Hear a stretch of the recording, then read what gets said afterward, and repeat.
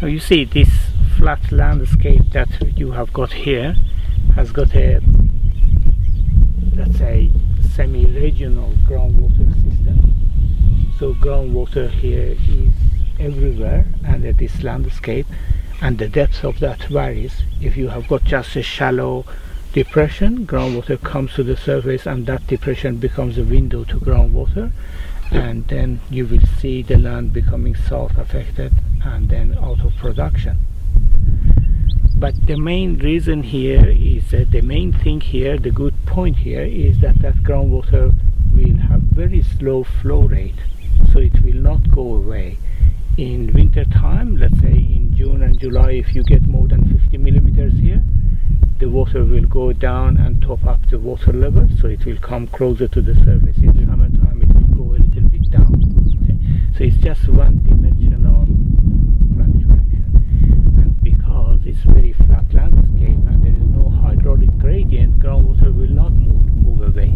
So if you select a paddock and treat that paddock, it will have impact on that paddock, never mind what your neighbor is doing. Yep. And what you have done here with this deep sand that you are growing kayak is, I think, excellent choice. If you had your soil a bit better pH and a bit more body in it, a bit more clay in that, I would say that growing lucerne and tall wheatgrass was the best option for you.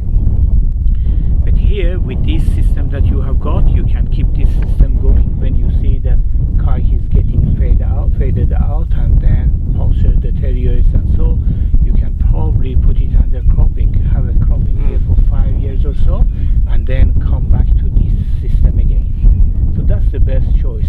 And in areas that have got a little bit better gradient, maybe you like to go phase farming there, and I recommend 4 years of phase farming will have really the benefit, hydrological benefits that you are expecting.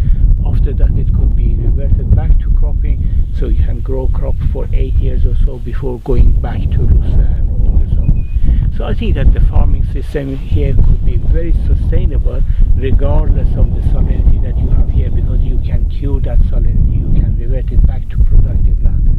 But you need to have a kind of phase farming, either with kayak and cropping or lucerne and tall wheatgrass with cropping. So you think that could be an option here, to have this for a few more years, then put crop through for a couple, and then go back? And then go back. Yep. And when you have got it here for 5 years or 6 years, after that you may crop this land for 5 years or 6 years, and then when groundwater comes to the surface closer, then you can come back to this system. So it's a sustainable system, but alternative, way of using the land.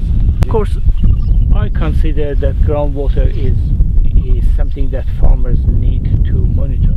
I mean, for your farm management, you go and check your balance in the bank and see what you have got there, so you spend accordingly. Yep. I think groundwater here shows the health of the landscape, and if you have a look on groundwater and then change your cropping or your management based on the level, if it comes close to the surface, immediately put it under perennials. And if it goes down to 2 meters or 2.5 meters, I don't expect that groundwater will fall here more than 2.5 meters, because you have got such a flat landscape, and the lake system and so will control that groundwater levels. Okay, but if you get to 2 meters or 2.5 meters, that land can be cropped for a few years before you change it back to this. Thing is, this piezometer is just behind those trees there. Yes. And up the other end of the kite, and it's the records have been kept of it.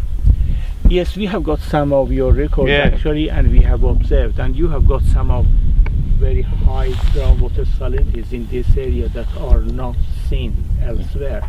So your salinity could be a real issue here, but keeping it, maintaining that what you have, the management that you have got here, is a blessing, and you will have a sustainable system here. Some of the landscape you see that probably is a little bit exposed, So I would say, I would recommend that if you have a chance of having few shelter belts here, Yep. would change the look of the landscape, and sheep will have probably a little bit better production, and they eat less probably in winter time to maintain, you know. Okay. So it will be probably a good idea to break the paddock and have few shelter belts.